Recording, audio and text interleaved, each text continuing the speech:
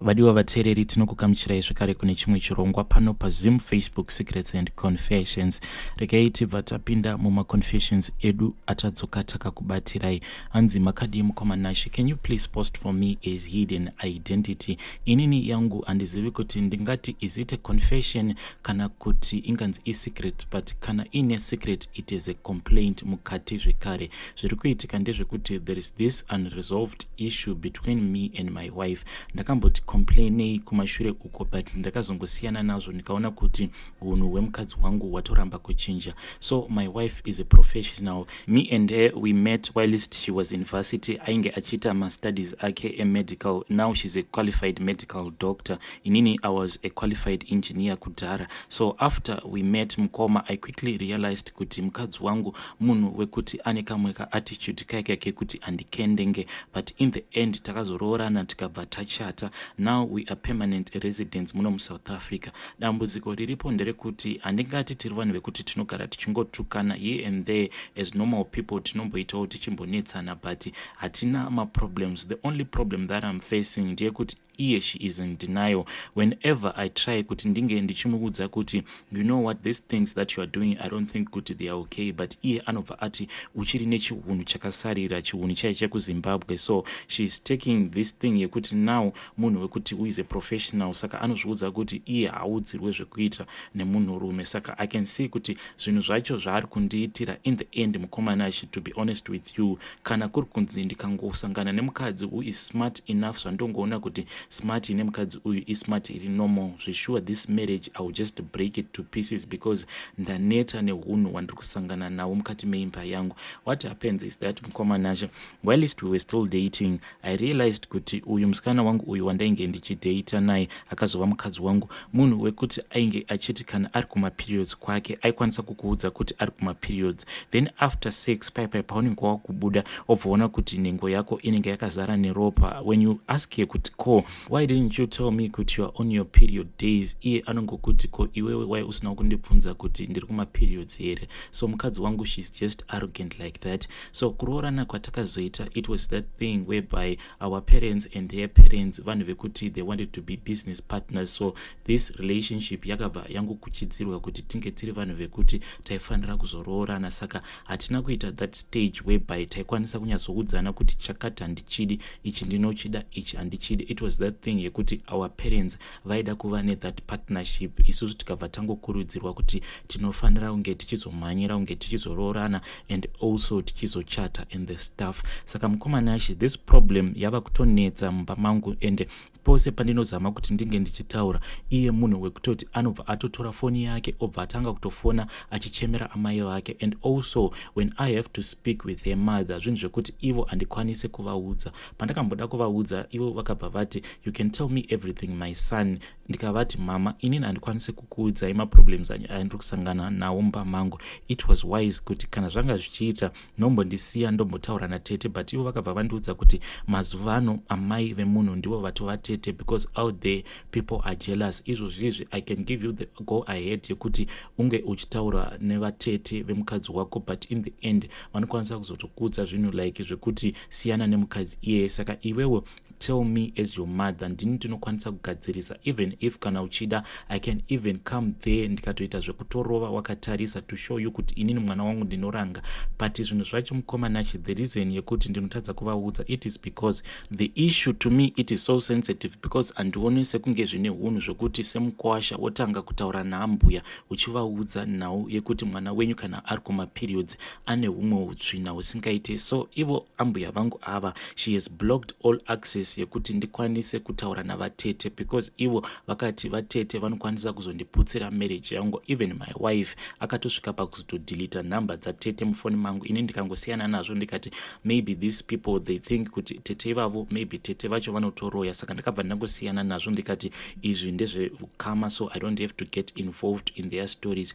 but dambudziko randinaro mukomana nderekuti mukadzi wangu uyu anoti kana zuva raanongotanga kuenda kumaperiods unobva watoziva kuti panapa ndatopinda busy, because zvaanoita ndezvekuti pacho paanenge abvisira pad rake either mubedroom kana kuti mubath anongosiya riri ipapo. Kana iwewo ukasanhonga pad iroro ukarikanda mubini, kana kuti maid akasanhonga pad iroro akarikanda mubini, rinongosiyiwa riri ipapo until you complain. But the day raunozocomplaina kuti ko iro pad iro richafanira kugara ipapo kusvika rini, she becomes so arrogant zvezvo zvekutoti kana usiri munhu anokwanisa kuzvidzora munotosvika pakutotukana because of that pad. Ende kana mukangotukana anobva atoramwa kunhonga pad iroro, rinokwanisa kugara kusvika ropa riya rinenge riri mukati mepad rinopedzisira rava kuoneka kuti inside of this thing there is blood. Apa isusu mukomanashi tine mwana ari kutodzidzira kukambaira, so there was this other day pandakapinda mumba ndikabva ndaona mwana ari busy achitamba nepad. I was so angry like that kuti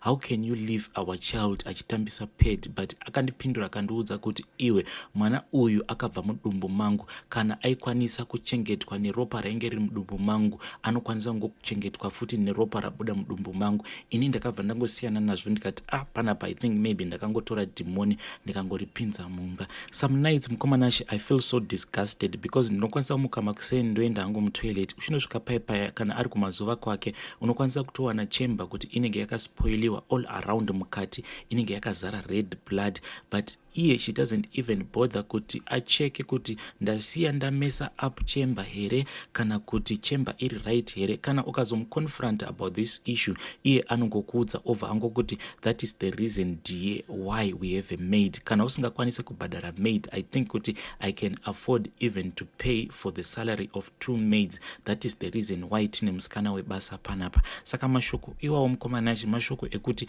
anondidisgusta because after aita zvacho zvaanenge aita izvozvo unozomuona munhu akagara padressing table ari busy achigadzira mawigi ake, achizvipoda, achiita sei, achipfeka zvimajewelry zvake izvozvo. By the time yaanozobuda mumba you won't even know kuti munhu uyu akachena kudai so ndiye munhu asiya amesa up chamber like that. Even panhau yekuflasha ndakambotanga ndichimbopopota until ndaneta. I told her before kuti you know what, this thing yekuflasha even if ukaita wet I think kuti munhu you just have to flash because wet inokwanisa kuzongobudisa umwe munhuwi. Iye akaita wet she doesn't flash. Okay, toti maybe anongoti iwet, but this thing yekuti munhu ukaita tsvina, pane imwe tsvina iye yekuti unoita yobva yaregedza kuenda yongosara iri muchemba, she doesn't check kuti yaenda here, pane zvasaririra here, anongosimuka obva angobuda mutoilet imomo. Iwewo kana ukazopinda mutoilet imomo uchida kushandisa toilet, mukomanashi I don't even know kuti what is the greatest sin that I've committed zokuti Mwari vanondipa munhu akadai. So unopinda mutoilet memoya woita kuona kuti muchemba munenge muine tsvina yayo inenge yaramba kuflashika. Apa maybe sometimes inenge yaita zvekutsemuka zvekuti mvura yese inenge yakaita kuzara. That thing mukomanachi it is so disgusting zvekuti kunyange ukamutarisa zvaari mukadzi wangu kana ukamutarisa achifamba you will never think kuti back home ndo zvinhu zvaanoita. There are so many times yekuti kana tikanetsana I get so mad zvekuti ndinombobata that marriage certificate ndichiti ndoribvarura here zvekuti munhu aone kuti our marriage haina kana kumbomira zvakanaka because of her attitude, but her outside appearance mukomanachi unonyatsoti ava ndo vanonzi vakadzi, but deep down nemunhu wekuti akaita kuora netsvina. This issue yemapad, so pamba patinogara we have a solar system zvekuti kana magetsi akaenda then the solar will kick in something maybe 5 seconds then it will just kick in. Saka pane dzimwe nguva yekuti that solar sometimes it doesn't kick in, tobva tangosiya zvakadaro, tobva tangomirira until the next slot yekuti magetsi anofanira kudzoka. Kana kuri kunzi anenge ari kumaperiods kwake anotora a pad, unused pad, obva aisa pasi pepillow. Ini ndinongonyarara ndongoti ndoda kumboona kuti munhu uyu ari kuda kuita sei. Then late at night kana kuri kunzi akada kuchinja pad anongochinja pad rake ari mumashits imomo. Ukamubvunza kuti ko zvauri kuita izvi uri kuzviitirei, wadii wambomuka maybe wongozvigeza either wongozviwaipa nemawipe so that at least you can be clean down there, but iye anokuudza kuti uri kufungidzira kuti ndakapusa uda kuti ndiende kurima uko ndokwanisa kuzosangana nezvinhu zvekuti zvinokwanisa kuzondirova kubathi koko kwauri kundituma kuona kuti hakuna magetsi here. Ndomuudza kuti but look, mumba we have a solar light. Tora solar light uenda naro kubath, unoita zvinhu zvako ikoko, unosiya pedi rako ikoko. But she is so arrogant zvekuti anobva atoita bhaisvoto zviya zvekutochinja pedi rake bhaisvoto. Kana apedza kuchinja pedi rake, it's either anongorikandira padhuze right next to the bed, and kana achida kutokubohwa anotokanda pedi iroro on your side, so that pedi racho rinobva radonhera on your side. Zviya zvekuti uchimuka makuseni kana kuri kunzi wakanganwa kuti ndozvakaitika, unotomuka maybe utotsika pedi reria. Sometimes pedi iroro rinongokandwa right next to the door, vakudza kuti ndichamuka makuseni ndichiri nhonga. And in the morning kana akatoboekana, she just do her stuff, pedi iroro anosvika pakubuda, because iye sometimes anokwanisa kubuda maybe kuma 4 iwe unenge wakatorara, so anongobuda obva atoenda. Kana ukazomubvunza kuti saka pedi ramasiya right next to the door muri kuti rinofanira kuzoitwa sei, anobva kuudza kuti I'll see what I can do about it kana kuri kunzi ndabva kubasa. Asi kana kuri kunzi pedi iroro rakukonesai kufema, please tell that maid of yours kuti I think kuti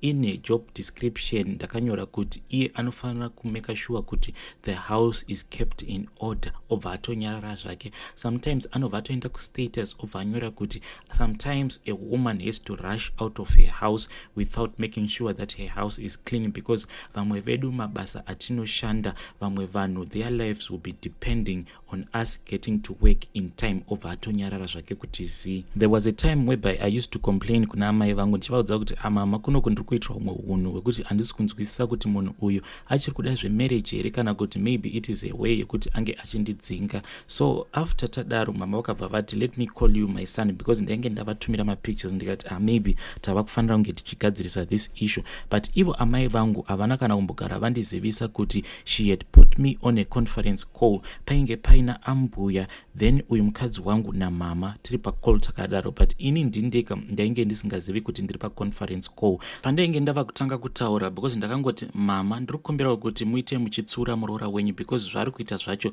handisi kuzvifarira. Iye akabva atoresponda, ndipo pandakabva ndaziva kuti ndainge ndiri paconference call, ndokubva ndaregedza kutaura zvacho zvandainge ndichida kutaura, because iye akangoresponda akati mama muri kuzviona kuti mwana wenyu anondishusha zvisingaite sei. Kuonda kudai, so it is the reason yekuti baba Ashi vanogara vachindinetsa. My mom immediately vakabva vatoswitcha sides, vakatanga kutaura kuti mai Ashi tiudze kuti murume wako uyu ari kukunetsa nei. Ndokubva vatotanga kutaura pai my mom and also ambuya vangu. Ini ndakazongopedzera ndati zi iye ainge ava kutaura her own side of the story, but zvinhu zvaizvo zvekutoti ndega ndakangoona kuti mukadzi uyu akakwana akaita sei. In the end mukoma I had to apologize for the sake yekuti ndakaona kuti nditange kutaura nyaya idzi pana ambuya hazvitomboiti, ndobva ndangoapologiza zvikabva zvangopera zvakadaro. So now my secret is mukoma Nashi nezvinhu zvese zviri kuitwa nemudzimai wangu. I've been planning kuti kunyangwe zvikanzi ndazoroora someone else, iyeyuyu mukadzi wacho ari kutishandira, she's a little bit older, munhu wekutoti ane vana vake too, and according to my wife mukadzi wangu akandiudza kuti iye akangoitawo zvekutongobudawo marriage because murume wake aita zvechihure, ndokubva auya kuno kuSouth Africa kuitira kuti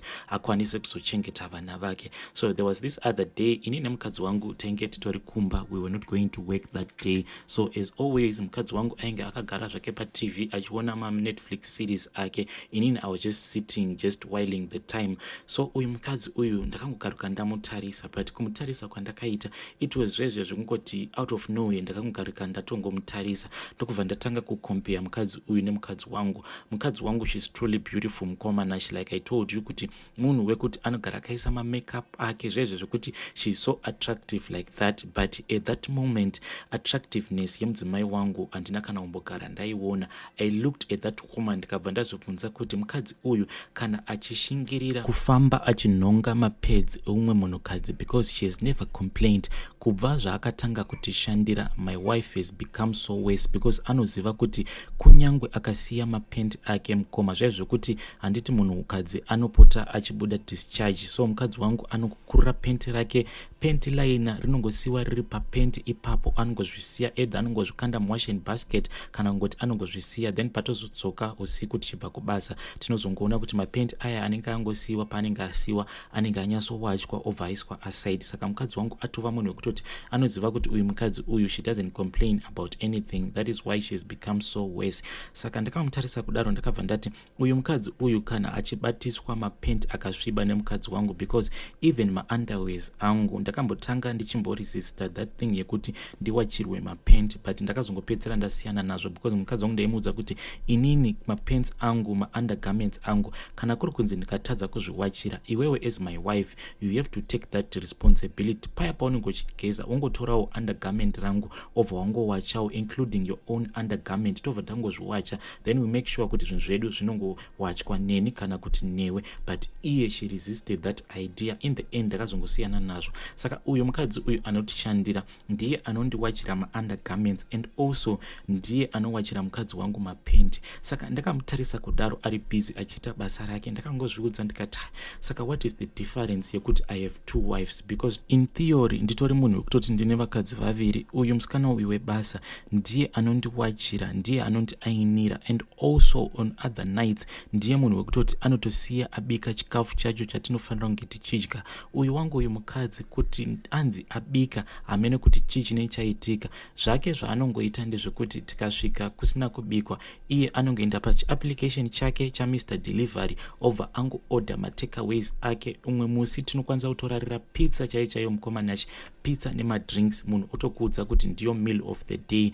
Iye kubika hamene kuti poto dzake akapedzera kudzibata rini. Chake chaanongoita ndechongoti anongoenda with a water glass in hand, either otora ice cream kana kuti juice, odzoka ogara pasofa. She just tell herself kuti she is independent like that, kuti zvinhu zvaanoshandisa either pamuviri pake kana kuti zvinhu zvaanoshandisa mumba make kune umwe munhukadzi anofanira kuzouya achiclean up her mess. So this is the situation that I am in mukomanashi. Ndikutokumbirawo maadvice. That's why I told you kuti yangu handizive kuti iconfession here kana kuti it is a complaint, and also that issue yekuti ndakakompare mukadzi wangu, because don't get me wrong mukomanashi, kubva zvandakapfimba mukadzi wangu munhu wekutoti ane that attractiveness yekutoti kunyange uchingofamba naye unenge uchitongofeel that little bit of jealous vamwe varume vachimutarisa. I have never even compared her with any woman before until that day pandakatarisa maid wedu, and the maid wedu munhu wekutongoti munhu akangoita zvimwe zvezve zvekutongoti there is no reason yekuti inini ndakamutarisa hana yangu inotanga kurova zvezve zvekutongoti this woman is far much better than my wife. So I am asking for advice, especially kuvarume vakaroora vanogara nemamaids, kuti situation yakadaro yekuti mudzimai wako anenge aine humwe hutsvina, then maid yako obva auya achiclean up that mess yekuti inenge ichiitwa nemudzimai wako, unozozvifambisa sei kuti usazodevelopa mafeelings for mukadzi iyeye. Mukomanashi, I am someone who is open enough zvekuti kunyange vanhu vakakomenta in the comment section vachindijaja, all that I want is help. Ndisati ndaita zvinhu zvekuti ndinozoita sekunge munhu ainge achitaimira maid uyu all along. If you post mukomanashi, just tell me ndikwanise kuzotevererawo mucomment section. Vedare iyo ndo nyaya yandakatumirwa namukoma vedu ava. I was supposed kuti ndinge ndichiposta this story kuchakafukidza dzimba matenga, but ndangoona kuti let me post this story here sezvo panapa paripo pane vanhu vakawanda. Mukoma vanokwanisa kukasika vawana help. Please let us assist him mucomment section. Inzwaiwo message iyi yandakatumirwa, hanzi hello mukomanashi, please post for me. Inini ndakarumwa nedzvinyu mushure mekunge ndahwina makundano ekuva mukuru wekutungamirira company. Ndiri murume ane 43 years uye ndinoshandira company huru muno munyika. Nyaya yangu yakadai, paiva nekuda kutsvagwa aizomirira company kuUK, so pamapost edu pacompany takabva taita vanhu vatatu vainge vakaenderana paexperience zvinova zvinhu zvakatenderedza musoro waCEO. Ndipo pakazoitwa a plan of action yekuti paifanira kuzova nemavotes, and ainge achizowina mavotes iwavo ndiye ainge achizoenda kunomirira company yedu kumaseminars aifanira kuzoitwa kuUK. So takadaidzwa vashandi vose vemuoffice tikaenda kuboardroom, taenda ndipo pakazoitwa this voting plan. Inini ndini ndakazowina pamavotes iwavo. Ndakazoti zuva rangu rekuenda kuUK rasvika,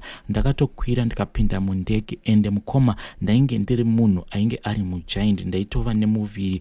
Asi ndichinosvika kuhotel room yandairara ndakati ndapedza kugeza preparing kuenda kudhina ndakabva ndatanga kunzwa kurumwa nechepaguvhu, asi ndichinotarisa chacho chaindiruma ndainge ndisingachioni. Ndakangofungidzira kuti maybe it was a change of location, ndikazviudza kuti maybe the reason was that ndainge ndangosvika kuUK ndikangonwa mvura ikoko without mixing it nemvura yekuZimbabwe, like the way my wife had told me. She had prepared a 2-liter water bottle, akati mvura iyi kana masvika ikoko munopota muchimixa mvura yeikoko nemvura yekuno kuZimbabwe so that hamuzonzwe mudumbu. So zvakaitika ndezvekuti mvura iyoyo ndakatogara ndatongoitorerwa pacustoms while I was still at the airport kuZimbabwe. By the time yatakazotonoconnecta kuOR Tambo, chigubhu chaichi ndainge ndatochitorerwa kudhara. So ndakangosvika nekutongonwa mvura yekuUK isina kana kumbomixwa. So I just dismissed mudumbu uyu ndikangoti mudumbu wekusajaira mvura, but ndakangoramba ndichingonzwa pain. So at that time ndainge ndichitotaura nemudzimai wangu paWhatsApp ndichitomuudza kuti kuno ndakuvara nemudumbu, ndiri kuita kurumwa paguvhu. Iye akabva angoti ndozvinoita mudumbu, kana ukasvika kune imwe nzvimbo ukasamixa mvura yekwaunobva nemvura yeikoko unonzwa mudumbu. But chakandinetsa ndechekuti ndaisambochaya, ndaingonzwa sekunge ndaiparwa nekurumwa paguvhu pangu apa. Saka iye akabva ati kana zvichingoramba zvichirwadza chitorai salt yaya yematombo mobva makwiza. Saka salt yacho ndakabva ndaishaya, ndakangowana salt yaya yainge iri fine, ndokubva ndatanga kuzvikwiza paguvhu ndokubva ndarara. I only woke up because of this severe pain that I was feeling on my left leg. Ndichinomuka kudai zvekuti unomuka uchiri kuhope, zvekuti unenge uchiona but still unenge uchiri kuhope. Ndakangoona dzvinyu raita sekunge rainge rakandiruma on my left leg. Ndichizosimudza musoro kudai so dzvinyu raiya rakabva rangodisappear, but that pain was so intense zvekuti ndakazotoenda kuchipatara that same night. Maseminars ose ataifanira kunge tichizoita kuUK ikoko ndakamaita ndichitokamina until ndazodzoka kuno kuZimbabwe. Pandakadzoka mukoma nanhasi gumbo rangu harisati rapora, and also I am losing weight like no one's business. Zviya zvekuti each and every day ndikuita semunhu ari kutoluza a kilo or something. Ndawonda, but mukoma nashi ndainge ndiri munhu wekutoti ndaitova mugiant, but now ndawonda zvisingaiti mukoma nashi. So mukufamba tichipindawo muzvipatara zvakasiyana zviri muno muHarare, ndakabva ndanzi zvese zvainge zvichiitika pagumbo pangu apa zvinoratidza kuti these are the early stages of cancer. Ndakanzi ndine cancer pagumbo iroro rekuleft, almost next to that spot yekuti ndakamuka ndichiona dzvinyu rakandiruma. So mukoma nashi wekuti ndinokwanisa kublame handitombozivi kuti pavanhu vacho vose vandaikombita navo kubasa ndivo vakakonzeresa here kana kuti vanhu veukama. I have no clue at all, but mukoma nashi ndiri kutambudzika, and also the fear iyi yekuti ndava necancer pagumbo, that fear is just too much for me to handle. Please post for me mukoma nashi, pamwe ndinokwanisa kuwanawo anokwanisa kundibatsira mucomment section. Vedare, that was a sad story yatakatumirwa namukoma vedu avo. Please let us talk about it in the comment section. Zvakangooma hazvo vedu wetu, tosangana zvekare mune zvimwe zvirongwa zvinotevera.